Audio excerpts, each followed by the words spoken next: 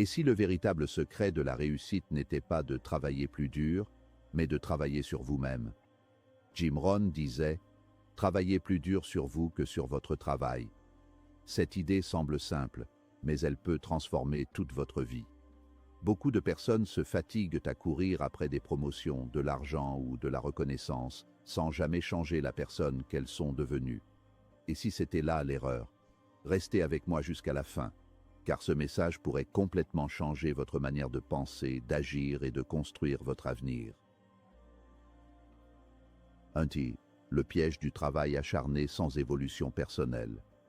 Il existe une illusion tenace dans notre société moderne, un mythe silencieux qui brise les rêves de millions de personnes chaque année. L'idée que le simple fait de travailler dur suffit pour réussir. Nous avons été conditionnés, dès l'école, à croire que l'effort brut est la seule variable de l'équation du succès. On nous dit de baisser la tête, de ne pas compter nos heures et de persévérer aveuglément. Pourtant, regardez autour de vous. Le monde est rempli de gens honnêtes, courageux et incroyablement travailleurs qui finissent leur journée épuisés, mais qui se retrouvent, année après année, exactement au même point financier et personnel. Ils courent sur un tapis roulant, beaucoup de mouvements, beaucoup de transpiration, mais aucun avancement géographique. Le piège réside dans la confusion entre l'activité et l'accomplissement. Être occupé n'est pas synonyme d'être productif, et être fatigué n'est pas la preuve que l'on avance. Jim Rohn a brillamment identifié ce paradoxe en soulignant que si vous ne changez pas ce que vous êtes, vous aurez toujours ce que vous avez. Le travail acharné sur votre emploi vous permet de gagner votre vie, mais le travail acharné sur vous-même vous permet de faire fortune. C'est une distinction fondamentale. Si vous consacrez 10 heures par jour à une tâche sans jamais prendre une heure pour aiguiser vos compétences, élargir votre vision ou corriger vos défauts, vous atteignez inévitablement un plafond de verre. Ce plafond n'est pas imposé par votre patron ou par l'économie, mais par votre propre niveau de développement. Imaginez un bûcheron qui s'acharne sur un arbre géant avec une hache émoussée. Il frappe fort, il frappe vite, et la sueur coule sur son front. Il travaille plus dur que n'importe qui d'autre dans la forêt. Mais à côté de lui, un autre bûcheron prend le temps de s'arrêter toutes les heures pour aiguiser sa hache. Le premier bûcheron pourrait penser que le second perd du temps. Pourtant, à la fin de la journée, celui qui a pris le temps d'améliorer son outil a abattu 3 fois plus d'arbres avec moins d'efforts physiques. Dans la vie, l'outil, c'est vous. Votre mentalité, votre intelligence émotionnelle, votre capacité de communication et votre gestion du stress sont les tranchants de votre hache. Si vous ne les aiguisez pas, le travail devient de plus en plus pénible pour des résultats de plus en plus médiocres. L'erreur tragique est de penser que le temps joue en notre faveur par défaut. Nous disons souvent « avec le temps, les choses iront mieux ». C'est faux. Avec le temps, les choses restent les mêmes, à moins que vous ne changiez. Si vous plantez les mêmes graines de comportement et de pensée, le temps ne fera que multiplier les mêmes mauvaises herbes. Le travail acharné sans stratégie d'évolution personnelle mène à l'amertume. On commence à en vouloir au système, à l'entreprise ou à la vie elle-même en se disant « je mérite plus parce que je souffre plus ». Mais la vie ne récompense pas la souffrance, elle récompense la compétence et la sagesse. Attendre une augmentation de salaire ou une amélioration de vie sans devenir une meilleure personne, c'est comme attendre que la récolte arrive sans avoir jamais planté au printemps. De plus, ce manque de croissance intérieure crée un vide existentiel. L'être humain est conçu pour croître. En biologie, ce qui ne grandit pas meurt ou dépérit. C'est la même chose pour l'esprit humain. Lorsque nous travaillons comme des automates, répétant les mêmes tâches sans défi intellectuel ou spirituel, nous nous éteignons de l'intérieur. C'est ce qui mène au burn-out. Le burn-out n'est pas toujours causé par une surcharge de travail, mais souvent par une absence de sens et de progrès. On peut travailler 14 heures par jour sur un projet qui nous passionne et qui nous fait grandir sans ressentir de fatigue, alors que 8 heures de travail stagnant peuvent nous vider de toute énergie vitale. Jim Rohn nous rappelle que notre niveau de succès dépassera rarement notre niveau de développement personnel, car le succès est quelque chose que vous attirez par la personne que vous devenez. Si, par un coup de chance extraordinaire, le succès vous tombe dessus sans que vous y soyez préparé intérieurement, comme un gagnant du loto, vous le perdrez probablement tout aussi vite. Pourquoi? Parce que vous n'avez pas développé la structure interne pour soutenir ce succès. Le travail acharné doit donc être redirigé. Au lieu de travailler dur pour faire plaisir aux autres ou pour survivre, il faut travailler dur pour se transformer. C'est le seul chemin vers une liberté durable, celle qui ne dépend pas des heures passées au bureau, mais de la valeur intrinsèque que vous incarnez. 2. Devenez plus avant d'avoir plus. Cette section aborde l'un des principes les plus contre-intuitifs, mais les plus puissants de la philosophie du succès, l'ordre des choses. La majorité des gens vivent selon le paradigme avoir, faire, être. Ils se disent, si j'avais beaucoup d'argent, avoir, je pourrais faire ce que je veux, faire, et alors je serais heureux et confiant, être. Jim Rohn renverse cette équation pour rétablir la vérité universelle. Être, faire, avoir. Vous devez d'abord être la personne capable de réussir, pour ensuite faire les actions nécessaires afin d'avoir les résultats désirés. C'est une question d'identité avant d'être une question de possession. Pourquoi est-il dit que le succès est quelque chose que l'on attire et non que l'on poursuit? Imaginez que le succès soit un papillon. Si vous courez après le papillon, il s'envolera toujours un peu plus loin, hors de votre portée. Vous vous épuiserez à le chasser. En revanche, si vous construisez un magnifique jardin, c'est-à-dire si vous travaillez sur vous-même, cultivez votre esprit, vos vertus et vos compétences, les papillons viendront s'y poser naturellement. Devenir plus, c'est construire ce jardin intérieur. C'est faire de soi un aimant à opportunités. Les gens qui réussissent hautement ne courent pas après les opportunités. Les opportunités cherchent ces personnes parce qu'elles savent qu'entre leurs mains, le potentiel sera réalisé. Devenir plus signifie élargir votre contenant. Si vous êtes un contenant d'1 litre, vous ne pourrez jamais recevoir 2 litres de prospérité, d'amour ou de joie. Si la vie essayait de verser plus que votre capacité actuelle, cela déborderait et serait perdu. C'est pourquoi tant de gens qui obtiennent un succès rapide le sabotent inconsciemment. Ils n'ont pas la maturité émotionnelle, la discipline financière ou la sagesse relationnelle pour gérer ce qu'ils ont reçu. Pour avoir plus, il faut grandir pour devenir un contenant plus grand. Cela implique d'étudier, de remettre en question ses croyances limitantes et d'adopter les habitudes des gens que l'on admire. L'amélioration de soi touche tous les domaines, le mental, le spirituel, le physique et l'émotionnel. Sur le plan mental, devenir plus signifie passer de la consommation de divertissement à la consommation d'éducation. C'est lire les livres que les autres ignorent, apprendre les langues que les autres ne parlent pas, comprendre les stratégies que les autres trouvent trop complexes. Sur le plan émotionnel, c'est apprendre à gérer la peur, le rejet et l'échec sans s'effondrer. Quand vous devenez une personne qui garde son calme dans la tempête, vous devenez automatiquement un leader. Le monde cherche désespérément des gens solides. En devenant cette personne solide, vous attirez les responsabilités et les récompenses qui vont avec. Il est aussi crucial de comprendre que le monde ne vous récompense pas pour vos besoins. C'est une vérité dure à entendre, mais libératrice. Vous pouvez avoir besoin d'argent pour payer votre loyer, avoir besoin de temps pour votre famille, ou avoir besoin de repos pour votre santé. Le marché économique s'en moque. Le marché récompense la valeur. Si vous voulez que le marché vous donne plus, vous devez offrir plus de valeur. Et comment offrir plus de valeur? En devenant meilleur, en devenant plus compétent, plus rapide, plus créatif, plus influent. Votre valeur nette est le reflet direct de votre valeur interne. Si vous voulez changer l'image dans le miroir, vos résultats, vous ne pouvez pas peindre sur le miroir. Vous devez changer l'objet qui se reflète, vous-même.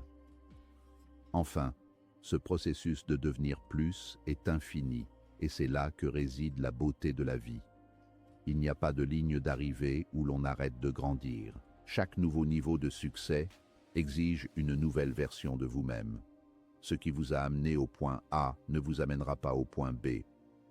Jim Rohn disait souvent que devenir millionnaire est important non pas pour l'argent, mais pour ce que vous devez devenir pour accumuler ce million. Si vous perdez l'argent, vous restez un millionnaire dans l'âme, capable de le refaire, car la richesse est désormais en vous. C'est la sécurité ultime, savoir que peu importe les circonstances extérieures, vous avez en vous les ressources pour tout reconstruire et aller encore plus loin. 3. La discipline, le pont entre les rêves et la réalité. La discipline est sans doute le mot le plus mal compris du dictionnaire du développement personnel. Beaucoup l'associent à la punition, à la privation ou à une vie austère et sans joie. En réalité, comme l'enseignait Jim Rohn, la discipline est la forme la plus haute de l'amour de soi. C'est le pont magique qui permet à une idée immatérielle, un rêve, de traverser vers le monde physique, la réalité. Sans ce pont, les meilleures intentions du monde restent des fantômes. Nous avons tous des rêves, des ambitions et des désirs. Mais la seule différence entre le rêveur frustré et l'accomplisseur serein, c'est la capacité à s'imposer une discipline constante. L'affirmation célèbre de Jim Rohn, « La discipline pèse des grammes, mais le regret pèse des tonnes », illustre parfaitement la balance de la vie. Chaque jour, nous sommes confrontés à des douzaines de micro-choix. Manger une pomme ou une barre chocolatée, lire 10 pages d'un livre instructif ou scroller sur les réseaux sociaux, faire cette dernière série d'exercices ou abandonner. Chaque acte de discipline individuelle est léger. Il ne demande qu'un petit effort, un petit sacrifice momentané. C'est un poids de quelques grammes. On peut facilement le porter. Mais le piège est que la négligence est tout aussi légère sur le moment. Il est facile de ne pas faire, tout comme il est facile de faire. Cependant, l'accumulation de ces petits choix change tout. Le poids du regret est écrasant parce qu'il est irréversible. Se réveiller à 60 ans en réalisant qu'on a gâché son potentiel, qu'on n'a pas pris soin de sa santé ou qu'on n'a pas osé lancer ce projet, est une douleur sourde et permanente qui pèse des tonnes sur la conscience. La discipline est le prix à payer pour la liberté future. Choisir la discipline aujourd'hui, c'est envoyer un cadeau à votre futur moi. C'est refuser la gratification immédiate qui est éphémère et souvent vide pour une satisfaction à long terme qui est profonde et durable. La discipline est aussi ce qui construit l'estime de soi. On ne peut pas acheter la confiance en soi, on doit la gagner. Et on la gagne en se prouvant à soi-même, jour après jour, que l'on tient parole. Quand vous dites « je vais me lever à 6 heures » et que vous le faites, vous inscrivez une victoire dans votre subconscient. Vous commencez à vous voir comme quelqu'un de fiable, de fort, de maître de son destin. À l'inverse, chaque fois que vous appuyez sur le bouton « snooze », vous vous trahissez. Vous affaiblissez votre volonté. La discipline n'est donc pas seulement un outil de productivité, c'est un outil de construction du caractère. C'est l'art de faire ce qu'on doit faire, quand on doit le faire, que cela nous plaise ou non. Il est important de noter que la discipline ne doit pas être titanesque dès le départ. Elle se construit. Personne ne court un marathon du jour au lendemain. On commence par marcher puis courir 1 kilomètre. La clé est la régularité, pas l'intensité. Jim Rohn parlait de l'importance de commencer petit. Si vous ne pouvez pas lire un livre par semaine, lisez une page par jour. Mais faites-le tous les jours. Cette consistance crée un momentum, une force d'inertie positive. Une fois que la machine est lancée, il devient plus difficile de s'arrêter que de continuer. La discipline finit par devenir une habitude, et l'habitude devient une seconde nature.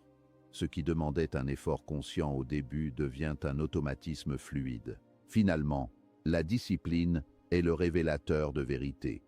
C'est facile d'être positif et motivé quand tout va bien, quand il fait beau et que les résultats sont là. Mais qui êtes-vous quand il pleut, quand vous êtes fatigué, quand personne ne vous regarde? C'est là que la discipline intervient. Elle est la boussole qui vous garde sur le chemin quand le brouillard de l'émotion ou de la fatigue obscurcit la vue. Ceux qui réussissent ont compris que la motivation est un mythe instable. elle va et vient. La discipline, elle, est fidèle. Elle est la fondation solide sur laquelle on peut bâtir un château, tandis que la motivation n'est que le sable mouvant. 4. Votre revenu suit votre développement personnel. Cette section aborde la réalité économique brute à travers le prisme de la philosophie de Jim Rohn. Il y a une phrase qui change souvent des vies. Nous ne sommes pas payés à l'heure, nous sommes payés pour la valeur que nous apportons à l'heure. C'est une distinction cruciale. Si nous étions payés pour le temps, tout le monde gagnerait la même chose pour une heure de présence. Or, ce n'est pas le cas. Un employé de fast-food peut gagner 15 € de l'heure, tandis qu'un neurochirurgien ou un consultant stratégique peut en gagner 1000 dans le même laps de temps. Le temps est le même, 60 minutes. La différence réside dans la valeur apportée durant ces minutes. Comprendre cela change complètement votre approche de la carrière et des finances. Beaucoup de gens cherchent à gagner plus en travaillant plus d'heures. C'est une stratégie limitée car le temps est une ressource finie. Vous ne pouvez pas travailler 25 heures par jour. Pour briser le plafond de vos revenus, vous ne devez pas allonger vos journées, vous devez augmenter votre valeur.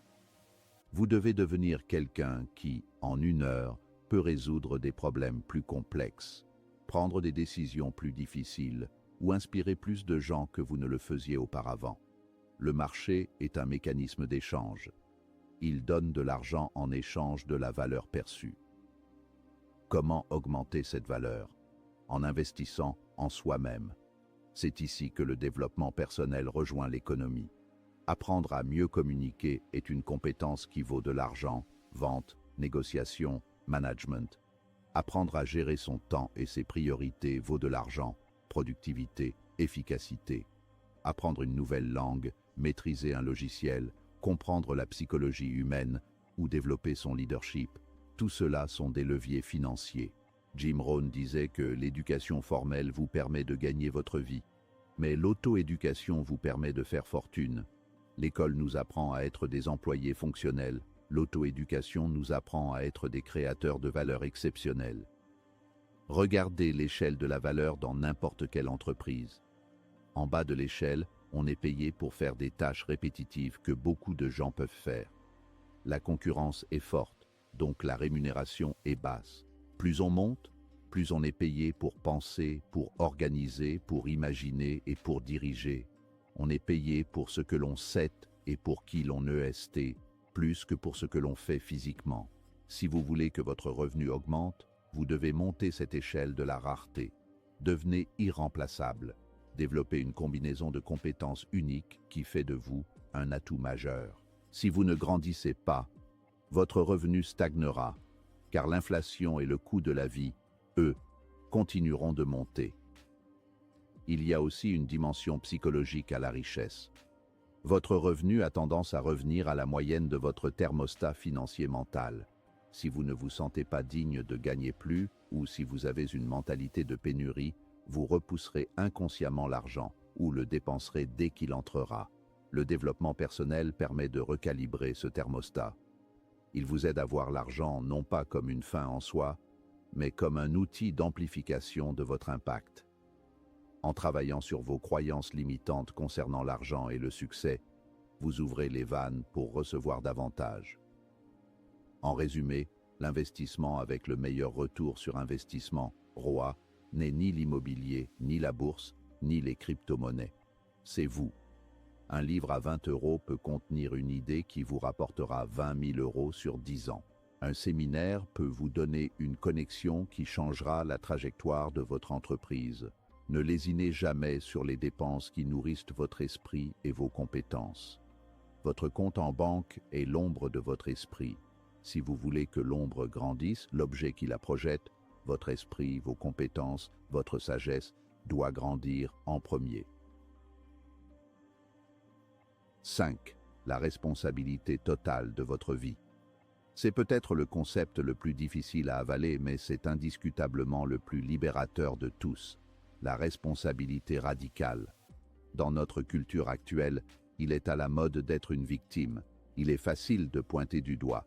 On blâme le gouvernement pour l'économie, notre patron pour notre salaire, notre conjoint pour notre malheur, nos parents pour nos traumatismes et même la météo pour notre mauvaise humeur. Jim Rohn appelait cela la liste des excuses. Tant que vous avez une liste de raisons extérieures pour expliquer pourquoi vous n'êtes pas là où vous voudriez être, vous êtes impuissant. Vous avez donné les clés de votre vie à quelqu'un d'autre. Prendre la responsabilité totale signifie accepter que vous êtes l'architecte de votre vie. C'est dire « Je suis là où je suis aujourd'hui à cause des choix que j'ai faits hier ». Cela peut sembler dur, voire culpabilisante au début, mais c'est en réalité une excellente nouvelle. Pourquoi? Parce que si vous êtes responsable de votre situation actuelle, cela signifie que vous êtes aussi capable de créer votre situation future. Si c'était la faute du gouvernement ou de l'économie, vous seriez condamné à attendre qu'il change pour que votre vie s'améliore. Et s'il ne change pas, vous êtes coincé. La responsabilité vous redonne le volant. Vous passez du siège passager au siège conducteur. Jim Rohn utilisait souvent la métaphore des saisons et du vent. Il disait « Le même vent souffle sur nous tous ». Le vent de l'économie, le vent de la maladie, le vent des difficultés politiques. Ce n'est pas le vent qui détermine votre destination, c'est l'orientation de votre voile. Vous ne pouvez pas changer le vent, mais vous pouvez ajuster les voiles. Prendre ses responsabilités, c'est arrêter de maudire le vent et commencer à manœuvrer les voiles. C'est apprendre à naviguer, peu importe la tempête. Les gens qui réussissent ne sont pas ceux qui n'ont pas de problème, ce sont ceux qui prennent la responsabilité de trouver des solutions à ces problèmes. Cette prise de conscience marque le passage à l'âge adulte véritable. La maturité n'est pas une question d'âge, c'est une question d'acceptation de la responsabilité. L'enfant blâme, l'adulte corrige. Cesser de se plaindre est une étape fondamentale. La plainte est un aimant à négativité et une perte d'énergie colossale. Chaque minute passée à se plaindre est une minute qui n'est pas utilisée pour construire, apprendre ou avancer. Lorsque vous acceptez la responsabilité totale, la plainte disparaît pour laisser place à l'action.